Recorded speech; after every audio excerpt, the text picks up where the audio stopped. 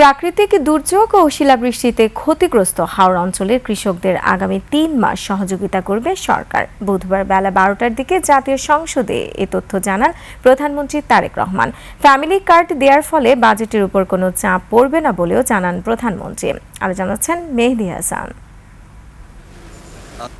সংসদের প্রশ্নোত্তর পর্বে হাওরের কৃষকদের দুঃখ দুর্দশার কথা তুলে ধরে আবেগাপ্লুত কণ্ঠে সংসদ সদস্য ফজলুর রহমান বলেন, হাওর অঞ্চলে যে বৃষ্টি হচ্ছে, শিলাবৃষ্টি হচ্ছে, এতে সেখানকার সমস্ত ফসল ডুবে যাচ্ছে। সেখানে একটি মাত্র ফসল হয়। ১২ মাস সেখানকার মানুষ তাদের পেটের ভাত ও পরনের কাপড়ের জন্য অন্যের উপর নির্ভর করে থাকতে হবে। তিনি এ ব্যাপারে প্রধানমন্ত্রীর দৃষ্টি আকর্ষণ করলে জবাব দেন প্রধানমন্ত্রী।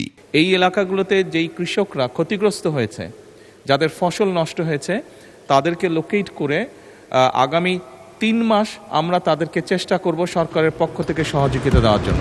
ফ্যামিলি কার্ড নিয়ে প্রশ্নেরও জবাব দেন প্রধানমন্ত্রী। ৪ কোটি পরিবারকে আমরা ফ্যামিলি কার্ড দিব। আমরা পর্যায়ক্রমিকভাবে সরকার এটা দেবে। পৃথিবীর কোনো সরকারের পক্ষেই একবারে এটি করা সম্ভব না। এই ডাটাগুলো কালেক্ট করতে হবে, কার কি অবস্থা, প্রত্যেকটা ফ্যামিলির ডাটা কালেক্ট করবে, পর্যায়ক্রমিকভাবে আমরা দিব। চট্টগ্রাম নগরীর জলাবদ্ধতা নিয়ে প্রশ্নের জবাবে প্রধানমন্ত্রী বলেন, ঢাকা চট্টগ্রাম সহ সব জায়গার জলাবদ্ধতা নিয়েই কাজ করছে সরকার। যেই লেকগুলো আছে শহরের ভিতরে বা যেই ড্রেনগুলো, বড় নালাগুলো আছে, খালগুলো আছে, এইগুলো আমরা বিভিন্ন জিনিস ব্যবহার করি, যেমন প্লাস্টিক বোতল, পলিথিন ছাড়াও বিভিন্ন জিনিস যেগুলো ব্যবহার করে আমরা যারা বসবাস করছি, তারা অসচেতনভাবে এইগুলো দিয়ে আমরা এই খাল বিলগুলোকে বন্ধ করে দিচ্ছি।